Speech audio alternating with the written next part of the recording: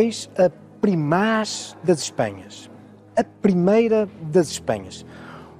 Na verdade, um título honorífico que ainda hoje os arcebispos de Braga gostam de ostentar, sublinhando, afinal, não só a grande antiguidade da cidade, mas também o facto de, segundo a tradição, ter sido a primeira cidade cristã da Península Ibérica.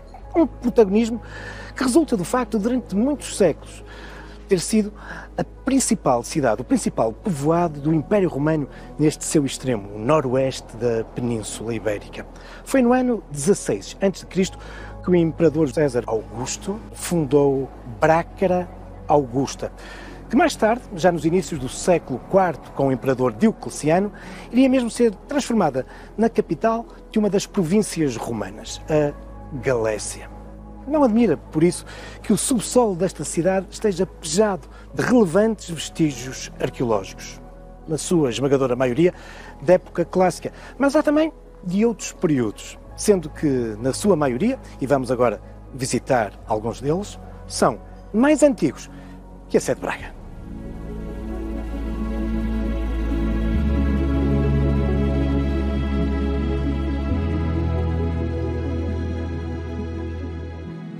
Mas a ocupação e a exploração deste território, hoje coincidente com a cidade de Braga, começa muito mais cedo, na pré-história. E prova disso é este belíssimo monumento, localizado a 6,5 km do centro da cidade de Braga. Estamos na freguesia de Lamas e esta é a Mamoa e a Anta de Lamas. Um monumento que data do 4º e 3º milénio antes de Cristo, no Neolítico e da Idade do Cobre, ou, se quiserem, um monumento com cerca de 5.000 anos. Regra geral, quando vemos uma anta, a ideia que temos é exatamente esta, de um conjunto de pedras, de esteios fincados, uma estrutura megalítica, grandes pedras, e depois com um chapéu por cima. É verdade que sim. Mas também importa dizer que quando este monumento foi construído há 5.000 anos atrás, o dolmen, ou anta, não se via. Toda esta estrutura era coberta por um monte de terra e de pedra miúda. Era a Mamoa. Esta anta foi objeto de uma escavação arqueológica no final do século XX e depois todo o conjunto foi restaurado, de forma a exatamente permitir essa leitura, a da câmara funerária e a da Mamoa, que tapava tudo isto. Sim, uma câmara funerária, porque afinal nós estamos aqui perante um monumento de enterramento coletivo. Estas primeiras comunidades que se fixaram aqui em Braga destinavam estas estruturas em grandes pedras para aqui colocar os seus mortos. E sim, estamos a falar das primeiras comunidades que se fixaram em Braga, porque estes monumentos do Neolítico pertencem àqueles primeiros homens que, abandonando uma vida nómada e de recoleção e caça, uma economia predadora, passaram a sedentarizar-se, a fixar-se no território e a desenvolverem uma economia produtora, isto é, a produzirem os seus próprios alimentos, através da agricultura e da pastorícia. E por isso, este monumento é de um enorme significado. Estamos a falar, afinal, das primeiras comunidades, dos primeiros homens que se fixaram em Braga.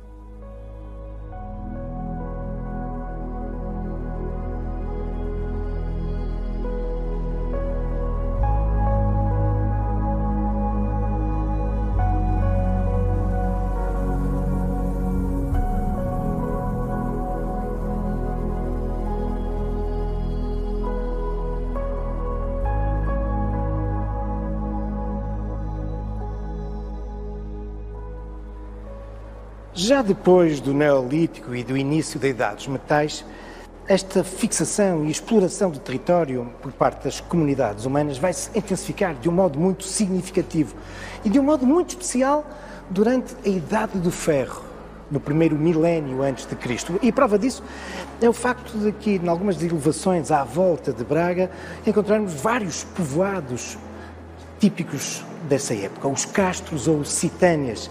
edificados pelos brácaros, o povo que vivia nesta região. Mas mesmo no interior da cidade existem alguns vestígios. Um dos mais relevantes foi descoberto já no início do século XXI, a quando das obras de remodelação e modernização aqui da estação ferroviária. E o que é que temos aqui? Nada mais, nada menos do que um balneário pré-romano. Datará dos últimos séculos antes da ocupação romana. No fundo, tem pouco mais de 2000 anos. Um balneário, um monumento para banhos quentes, algo que de resto, depois, durante o período romano, vai ser muito intensificado com as saunas, as termas, mas os brácaros já desenvolviam esses banhos. E aqui nós podemos perceber um pouco como é que isto funcionava. O local é um local estratégico. Aqui confluíam duas pequenas ribeiras da bacia do Cávado. E essa água vai ser utilizada quer no exterior para banhos frios, quer no interior. Sim, isto era uma construção. Tinha uma câmara a qual se acedia por uma porta muito pequenina, exatamente para evitar perdas de calor, porque no seu interior, pedras incandescentes, juntamente com a água, provocavam o vapor para os banhos a vapor que aqui se desenvolviam no interior desta estrutura. Uma estrutura que apresenta também alguns elementos muito curiosos. É que algumas das pedras que aqui foram utilizadas têm enormes dimensões. E uma interpretação, no mínimo, tentadora, mas que carece ainda de aprofundamento, é que alguns destes grandes esteios megalíticos, feitos com grandes pedras, possam ser eventualmente a reutilização de menires ou estelas, até de épocas anteriores, da Idade do Bronze, ou mesmo da Idade do Cobre.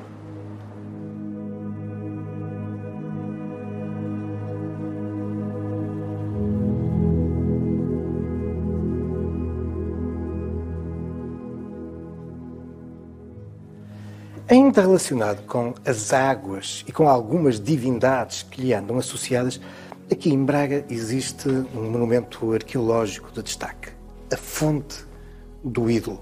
Está classificada como Monumento Nacional desde 1910 e, ainda há poucos anos, era considerada como um dos monumentos epigráficos, isto é, monumentos com epígrafes, com inscrições na rocha, dos mais estudados em toda a Península Ibérica.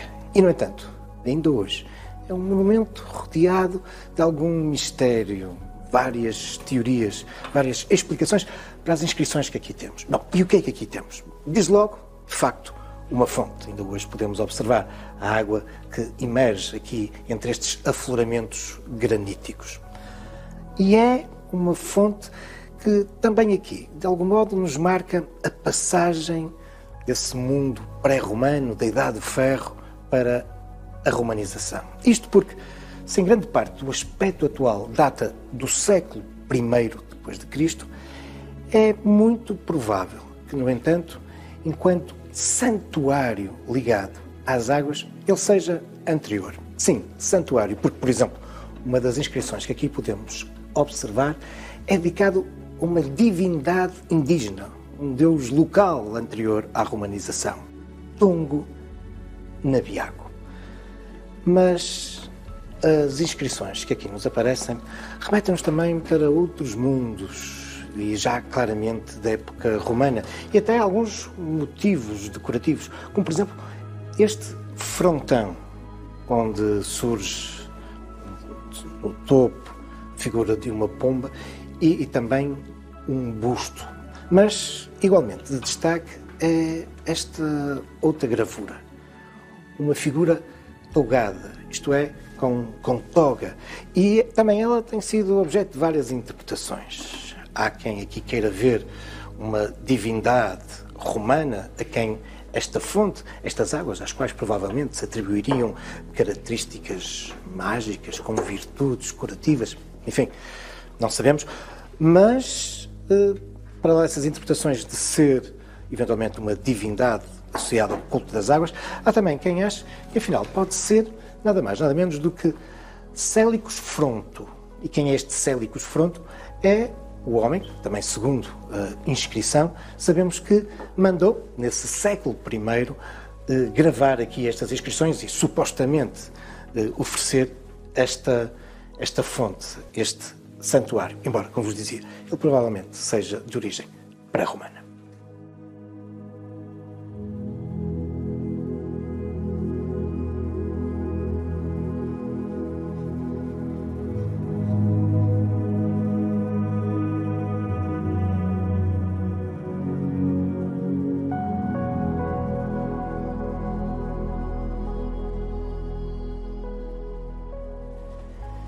Embora os vestígios de Brácara Augusta se espalhem um pouco por toda a cidade, há em Braga um local privilegiado para abordarmos a imponência, a grandeza da cidade romana. Aqui somos por vezes quase esmagados por esses vestígios. Este lugar é o Museu Dom Diogo de Sousa. Fundado em 1908, este é um dos grandes museus de arqueologia do nosso país. Desde 2007 passou por estas novas e modulares instalações. Diogo de Sousa, o patrono, foi um arcebispo de Braga dos inícios do século XVI, que muito dentro do espírito renascentista, de valorização do mundo clássico, se preocupou em colecionar muitas das antiguidades de Brácara Augusta, tornando-se, por isso, um dos pioneiros da arqueologia em Portugal. O museu, de facto, é impressionante quando queremos abordar Brácara Augusta. Um enorme conjunto de materiais, desde aqueles mais comuns até aos mais excepcionais. Por exemplo, a sua coleção de marcos miliários, que sublinhavam a importância também viária de Brácara Augusta, na encruzilhada de muitas das mais importantes vias que cruzavam o noroeste da Península Ibérica. Importantes são também os vestígios e as marcas, por exemplo, das práticas funerárias que se desenvolviam em Braga durante o período romano.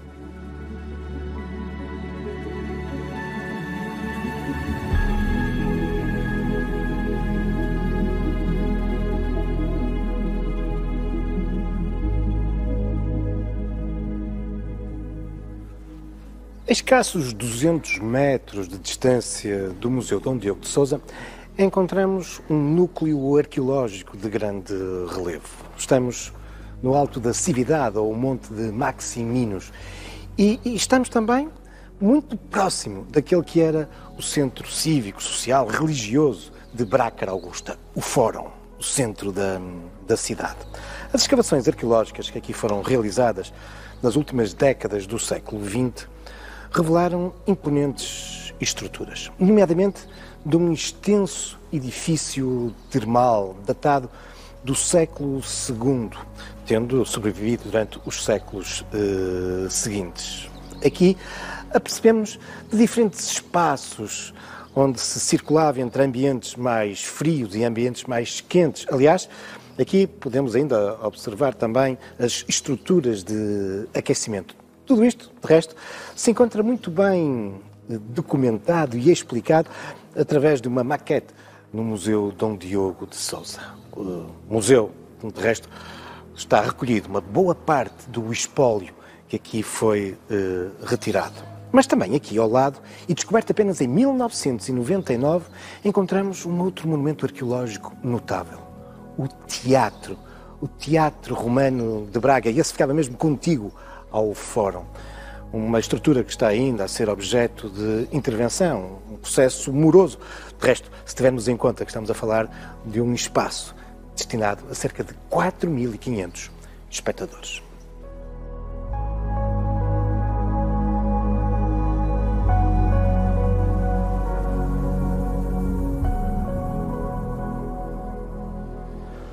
Ao longo das últimas décadas têm sido inúmeros os achados arqueológicos em Braga, um pouco por toda a cidade. E também, não raras vezes, são objetos de intervenções arqueológicas, estudos e também a sua valorização, nomeadamente com a sua exposição e visita ao público. Por vezes com soluções muito engenhosas, como por exemplo aqui, no restaurante Atípica, em que o pavimento em vidro nos permite visualizar os vestígios arqueológicos que aqui foram detectados. Neste caso, na sua maioria, da época medieval, mas também com alguns achados relevantes de época romana. Claro que, na sua maior parte, estes achados nas últimas décadas não são estruturas monumentais, como vimos no teatro, nas termas. Muitas vezes correspondem às casas, às habitações familiares, nomeadamente às domos. Têm sido detectadas várias. O próprio Museu Dom Diogo de Sousa foi construído sobre uma domus. Mas também, por exemplo, no claustro do Seminário de São Pedro e São Paulo. Enfim, são muitas as domos que nós conseguimos hoje detectar e visitar aqui em Braga.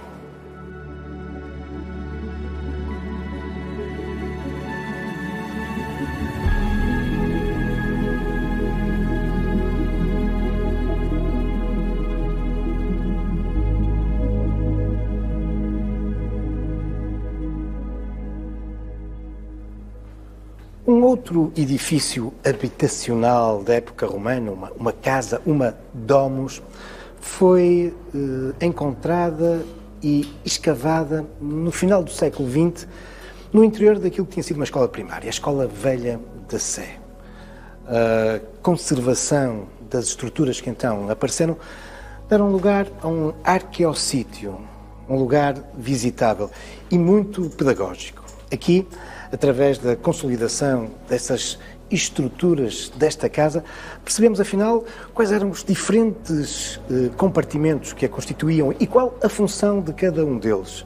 Mas aqui, através também destes passadiços, de vitrines, de quadros explicativos, apercebemos muito sobre a arquitetura e também algumas manifestações de arte que as casas romanas, domos como esta, apresentavam. É dado, por exemplo, um destaque aos mosaicos, porque aqui surgiram também mosaicos. Como é que eram concebidos? Qual os seus motivos decorativos?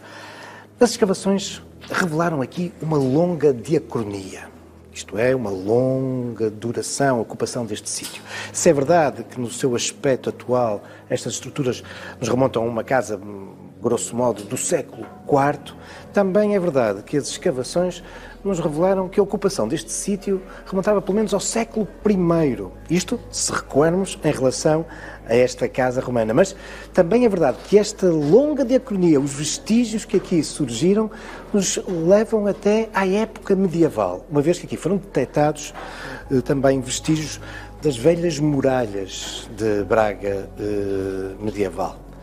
Enfim, um espaço histórico e não admira, porque afinal encontramos daquele que vai passar a ser, da Baixa Idade Média, o coração de Braga, a sua sé.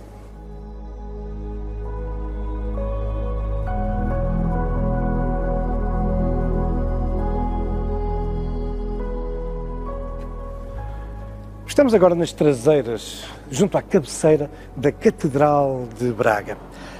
Tanto quanto nos têm permitido as investigações, nomeadamente arqueológicas, durante a época romana, nós aqui encontramos-nos já muito próximo da muralha, ou seja, numa zona já quase de subúrbio da Brácara Augusta.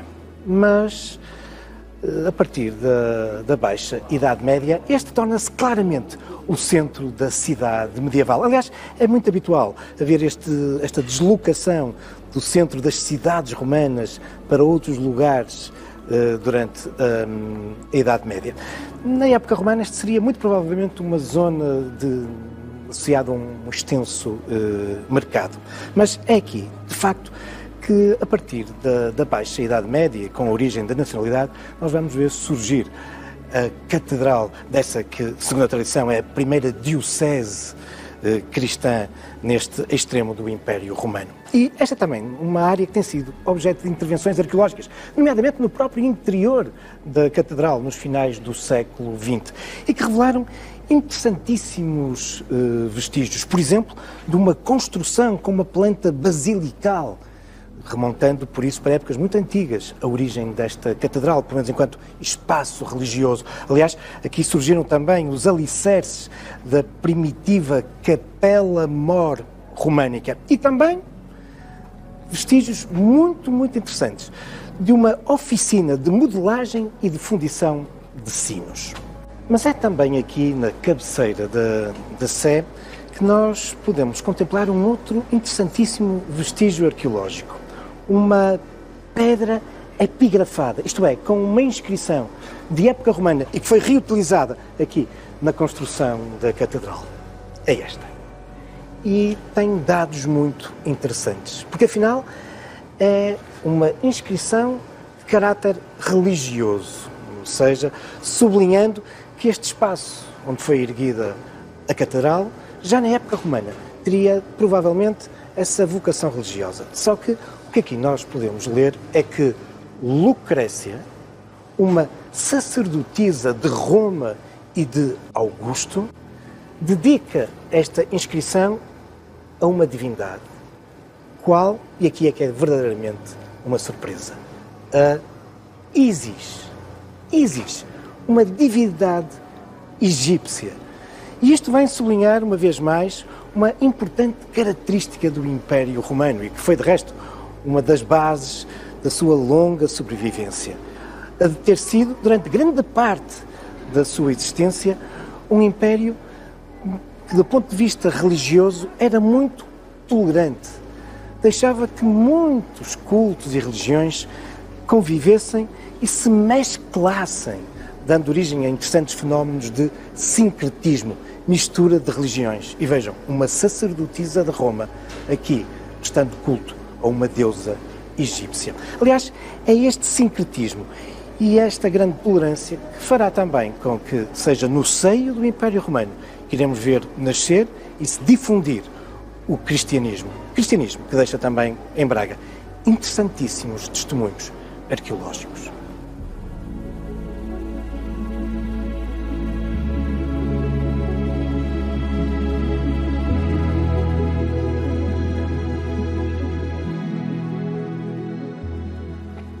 A escassos 4 km do centro de Braga, Dume é um lugar crucial para entendermos as origens mais do cristianismo, do catolicismo em Portugal. E um circuito arqueológico subterrâneo debaixo aqui do adro e da própria igreja vão nos ajudar a perceber porquê.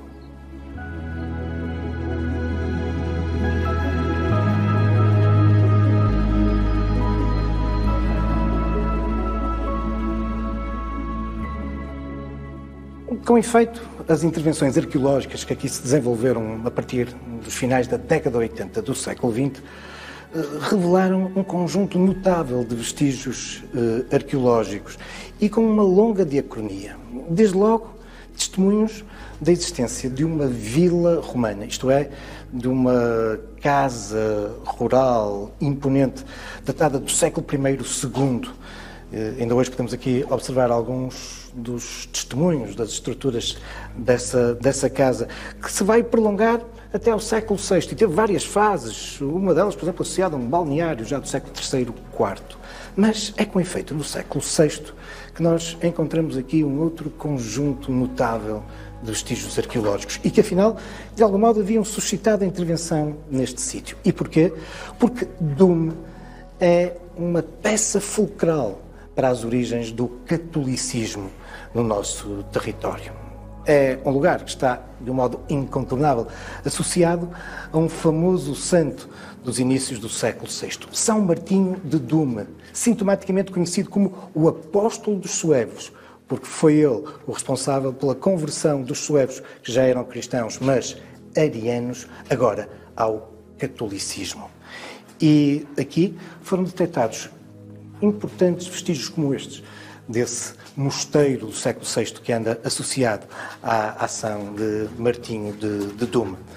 Martinho de Dume, que é originário da atual Hungria, sabemos que passou por um importante santuário católico em França, Tours, associado também a um muito importante São Martinho de Tours, mas que depois vai ter, com efeito, essa ação crucial da conversão dos suevos ao catolicismo. E aqui surgiu também os vestígios de uma basílica construída nessa época. Aliás, do circuito arqueológico e museológico faz parte também a Sala do Túmulo, onde podemos observar o sarcófago que a tradição atribui São Martinho. É de facto uma belíssima e excepcional peça tumular no nosso país, evocando-nos de facto esses tempos interessantíssimos, algo nebulosos, da alta Idade Média e da expansão do catolicismo. Mas isso são já outros factos, também algumas lendas, futuros caminhos da história.